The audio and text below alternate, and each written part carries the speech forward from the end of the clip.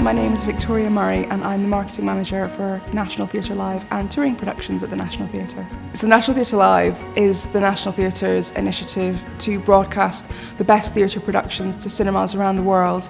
My role specifically is to market the National Theatre Live cinema broadcasts around the world and a lot of the touring productions that come out of this building. There's kind of writing emails and creating posters, looking at kind of the visual assets that we have.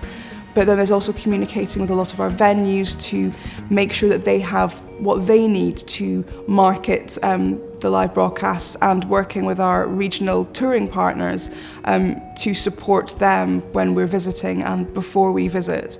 I could be writing a trailer script in the morning, I could be interviewing an actor over lunch, and I could be doing finances in the afternoon, or reviewing survey results, or helping our data guys to brief a research agency so we can find out more about our audiences. It's a hugely mixed bag. I had a bit of a circuitous route to get into theatre, so I studied English at St Andrews, and then I worked in the record industry when I graduated for about 6 months, then moved into advertising, and I was in advertising for about 5 years. My family weren't a theatre going family. I didn't really start going to the theatre until I was 24, and I started going to the National. And I thought it was amazing. I think the theatre is kind of the last sacred space we have, where you can't get your mobile or your iPad out, there's no multi-screen, you've really got to concentrate on what's going on. I think the best piece of advice I've been given is to work hard.